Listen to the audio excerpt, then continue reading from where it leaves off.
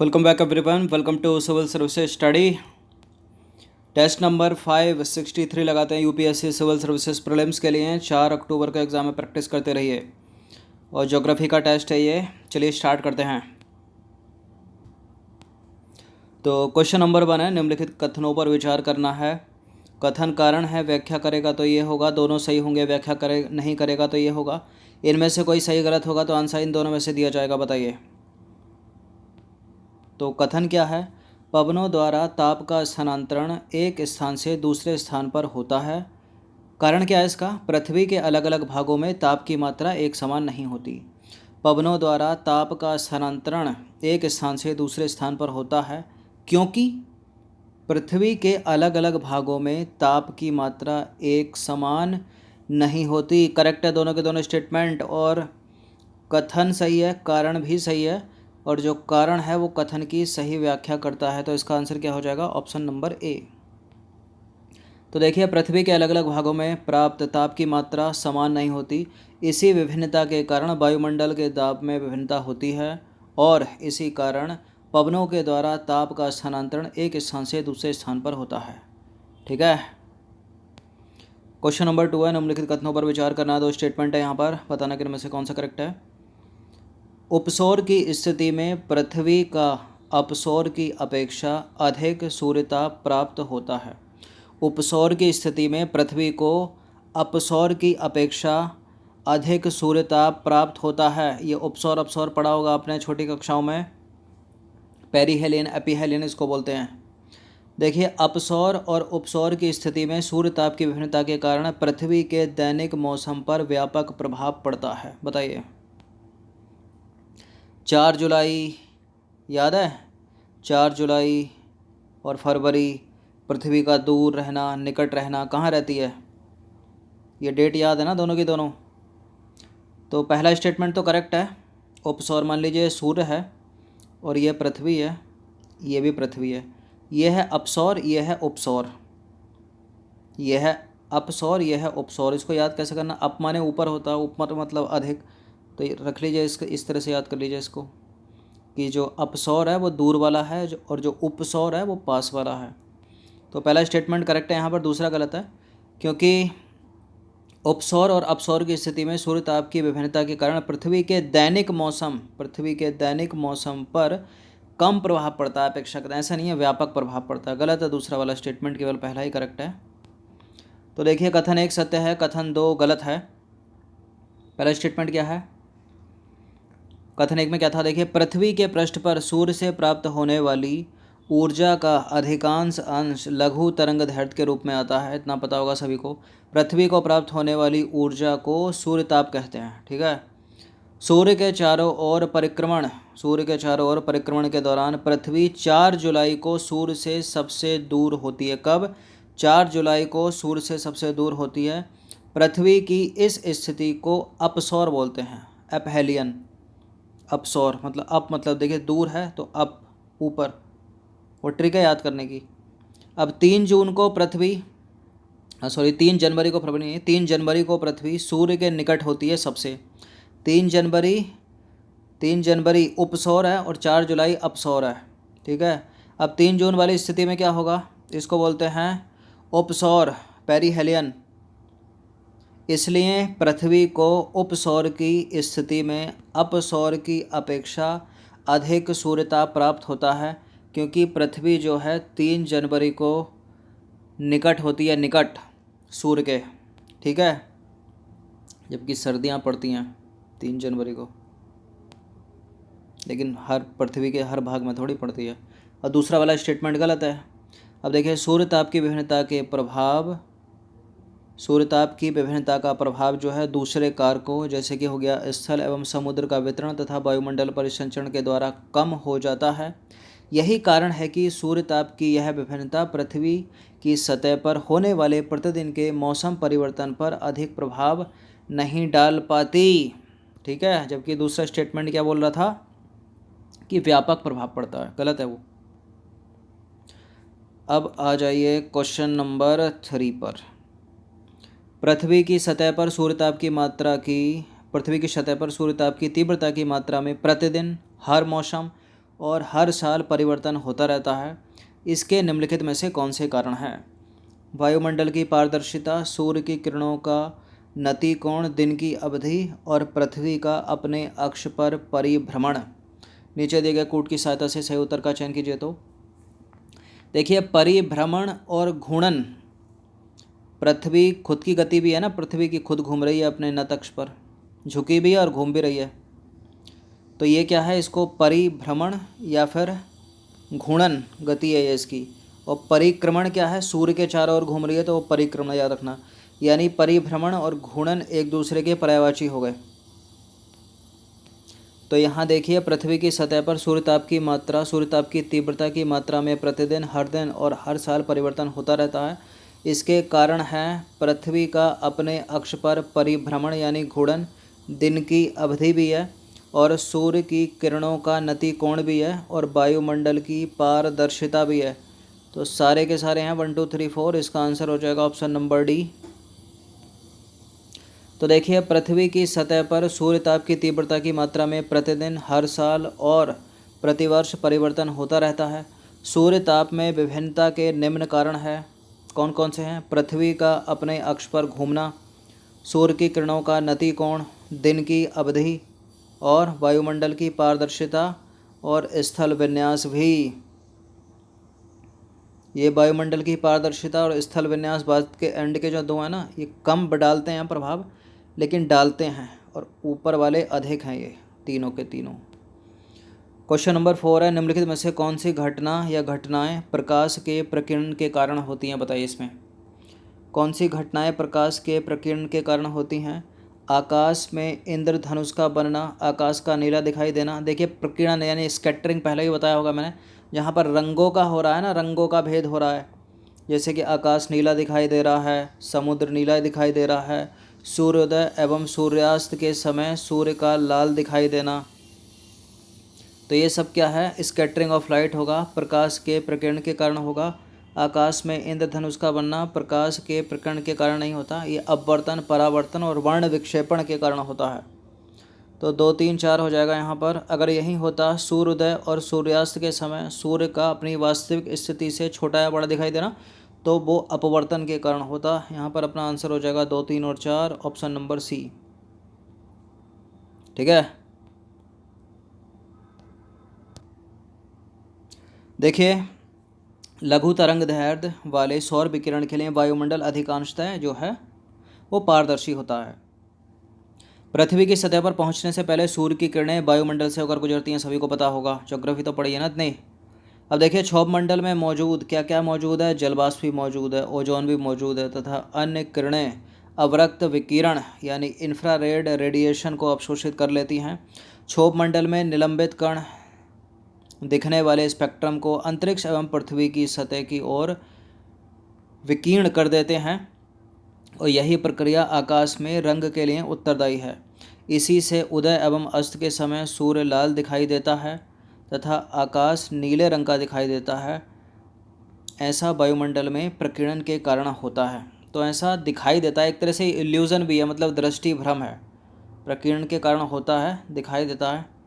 ठीक है, question number 5 पर आ जाइए। सूर्यताप या सूर्यताप की पृथ्वी की सतह पर स्थानिक वितरण के संबंध में नीचे दिए गए कथनों पर विचार करना है। 2 स्टेटमेंट है यहाँ पर और बताना कि इनमें से कौन सा सत्य है। पहला स्टेटमेंट है, पृथ्वी पर सबसे अधिक सूर्यताप उपोष्ण कटिबंधीय मरुस्थल पर प्राप्त होता है। एक ही अक्षांश पर स्थित स्थलीय भाग महासागरीय भाग की अपेक्षा अधिक सूर्यताप प्राप्त करता है। बताइए, एक ही अक्षांश पर है, स्थलीय भाग भी है और सागर भी है, तो कौन सा पहले गर्म होगा और कौन सा ताप प्राप्त ज़्यादा करेगा? पहले स्थलीय भाग या फिर सागर? बताइए, महासागरीय भाग या स्थलीय भाग? देखिए, महासागरीय भाग ही करेगा, महासागरीय भाग स्थलीय भाग ही करेगा। स्थलीय भाग जो है महासागरीय भाग की अपेक्षा अधिक प्राप्त करेगा। करेक्ट है, दूसरा करेक्ट है पहला, इसका आंसर है सी।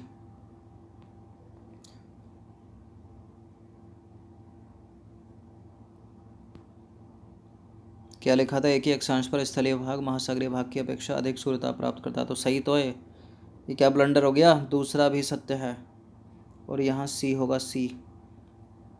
तो कथन एक सत्य है, धरातल पर प्राप्त सूर्य ताप की मात्रा में उष्ण कटिबंध में 320 वाट प्रति वर्ग मीटर से लेकर 70 वाट प्रति वर्ग मीटर तक विभिन्नता पाई जाती है।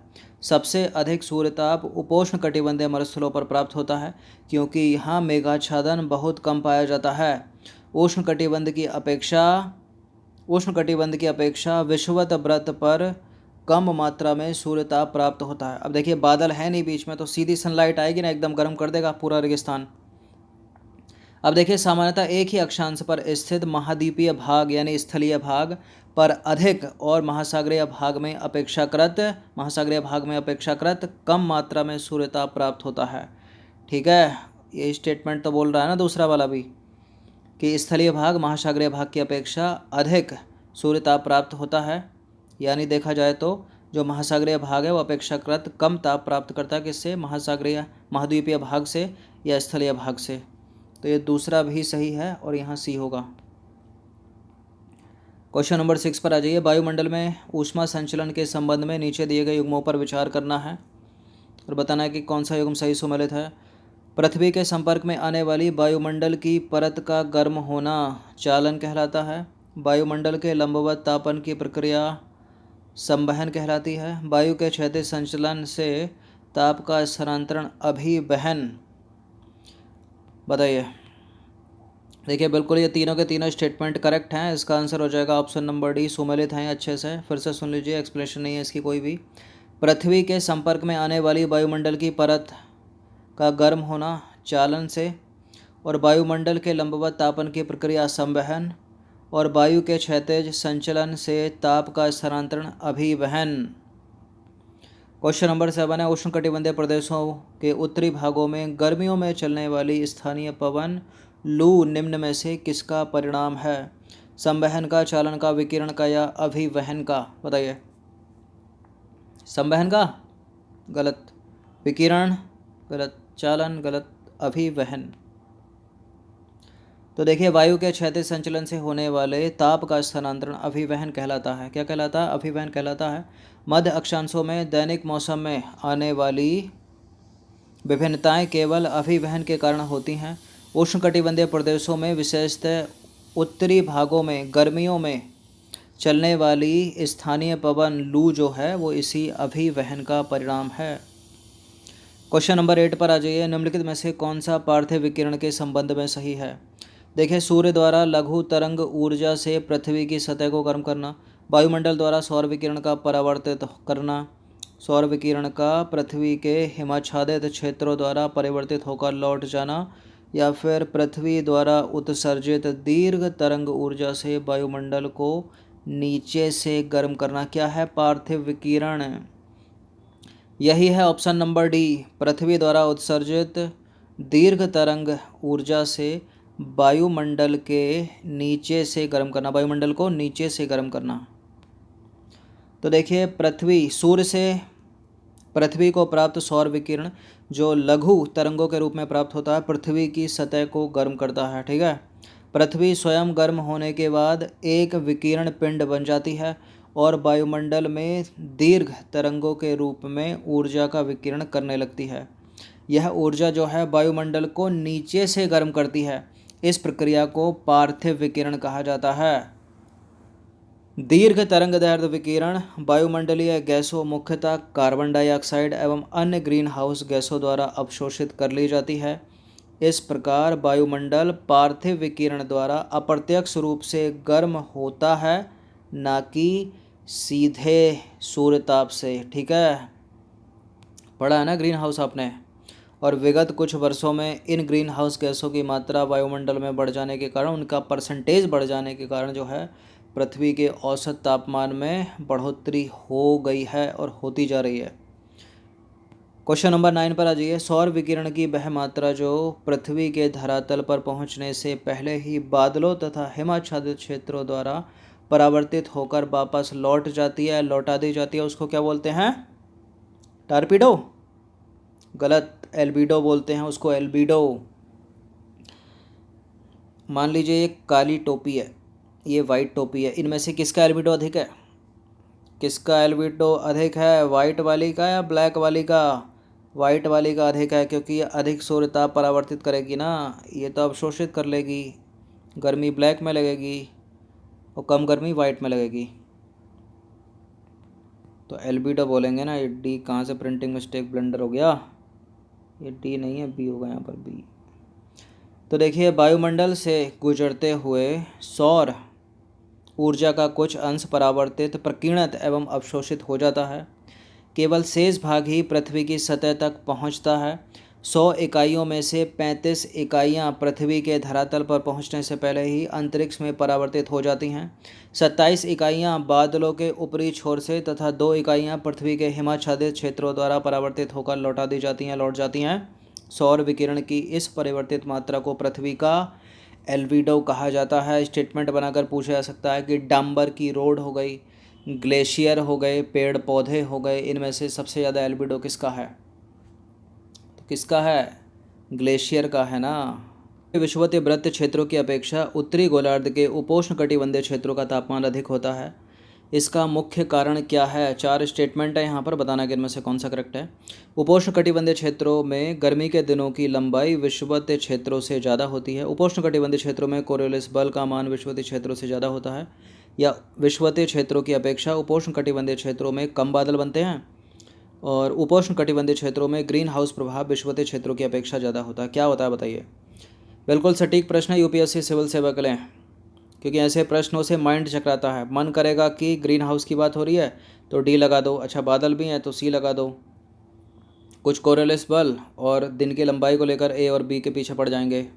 क्या है इसका करेक्ट आंसर? देखिए, सबसे पहले तो कोरियोलिस बल को एलिमिनेट कर दीजिए। दिन की लंबाई विषुवतीय क्षेत्रों में ज़्यादा होती है, इसको भी हटा दीजिए। मुद्दा होता है बादल का, भी बताई थी ना एक प्रोसेस के, पृथ्वी डायरेक्टली गर्म नहीं होती, इनडायरेक्टली होती है।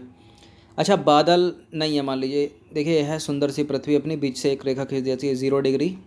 ये जो एरिया है इसकी बात हो रही है। एक एरिया ऊपर है, यहाँ आता है ऊपर, ऊपर की तरफ, यहाँ 23.5 डिग्री उत्तरी अक्षांश है ना, कर्क रेखा, इसके ऊपर पड़ता है 60 डिग्री। उपोष्ण कटिबंध बोलते हैं इसको, इसके जो ये वाला एरिया है। अब देखिए, मान लीजिए बादल हैं, बादल क्या करें, एक तरह का ट्रैफिक क्लियर, मान लीजिए सड़क पर ट्रैफिक है, रुक गई गाड़ियाँ, लेकिन अगर ट्रैफिक नहीं होता तो सीधा क्लियर हो जाता ना, डेस्टिनेशन पर पहुंच जाते। अब देखिए, जो इक्वेटर वाली लाइन है यहाँ बादल बनते हैं। बादल बनते हैं तो बादल क्या करते हैं, सीधे प्रकाश अगर आ रहा है, सूर्यताप पड़ रहा है तो उसको रोकेंगे ना। अब जहाँ क्लियर है पूरा, उसको पूरा गर्म कर देगा वो। तो इसका आंसर करेक्ट क्या हो जाएगा? ये डी से अच्छा सी हो जाएगा। विषुवतीय क्षेत्रों की अपेक्षा जो उपोष्ण कटिबंधीय क्षेत्रों में कम बादल बनते हैं, इसी के कारण जो है वो अधिक तापमान रहता है उपोष्ण कटिबंधीय क्षेत्रों का। तो पृथ्वी के विषुवतीय क्षेत्रों की अपेक्षा उपोष्ण कटिबंधीय क्षेत्रों का तापमान जो है वो अधिक रहता है, क्योंकि उपोष्ण कटिबंधीय क्षेत्रों की अपेक्षा उपोष्ण कटिबंधीय क्षेत्रों को अधिक मात्रा में सूर्यताप की प्राप्ति होती है, जिसका प्रमुख कारण उपोष्ण कटिबंधीय क्षेत्रों में विषुवतीय क्षेत्रों की अपेक्षा यानी इक्वेटोरियल क्षेत्रों की अपेक्षा कम बादल बनना है। यानी अधिक बादल कहाँ बने? इक्वेटोरियल बेल्ट पर। क्वेश्चन नंबर 11 है, समताप रेखाओं का दक्षिणी गोलार्ध की अपेक्षा उत्तरी गोलार्ध में अधिक विचलन होता है। इसका प्रमुख कारण क्या है? क्या इसका प्रमुख कारण उत्तरी गोलार्ध में वनों का प्रतिशत दक्षिणी गोलार्ध से ज़्यादा है, ये है? क्या दक्षिणी गोलार्ध की अपेक्षा उत्तरी गोलार्ध में स्थलीय भाग अधिक है? क्या दक्षिणी गोलार्ध का तापमान उत्तरी गोलार्ध से अधिक होता है, या उपरोक्त सभी? देखिए, सही उत्तर हो जाएगा ऑप्शन नंबर बी। दक्षिणी गोलार्ध की अपेक्षा उत्तरी गोलार्ध में स्थलीय भाग अधिक है और सागरीय भाग दक्षिणी गोलार्ध में अधिक है। मैप तो देखा होगा ना आपने। तो देखिए, समताप रेखाओं का दक्षिणी गोलार्ध की अपेक्षा उत्तरी गोलार्ध में अधिक विचलन होता है, क्योंकि दक्षिणी गोलार्ध में जलीय भाग अधिक है तथा उत्तरी गोलार्ध में स्थलीय भाग अधिक है। क्वेश्चन नंबर 12 पर आ जाइए। अंतिम प्रश्न है ये। निम्नलिखित कथनों पर विचार करना। 2 स्टेटमेंट है यहाँ पर, बताना कि इनमें से कौन सा करेक्ट है। पहला स्टेटमेंट है, ऊंचाई में वृद्धि के साथ तापमान में वृद्धि को तापमान का व्युत्क्रमण कहते हैं। ऊंचाई में वृद्धि के साथ तापमान में वृद्धि को तापमान का व्युत्क्रमण कहते हैं। ध्रुवीय क्षेत्रों में तापमान व्युत्क्रमण की घटना वर्ष भर होती है। ध्रुवीय क्षेत्रों में होती है या इक्वेटोरियल मतलब विषुवतीय रेखीय क्षेत्रों में होती है? ये 0 डिग्री मतलब यहाँ होती है ताप व्युत्क्रमण की मात्रा, या इधर होती है पोल्स पर? देखिए यहीं होती है, यहाँ कम होती है। तो ये दोनों के दोनों करेक्ट हैं, फिलहाल सी है इसका आंसर।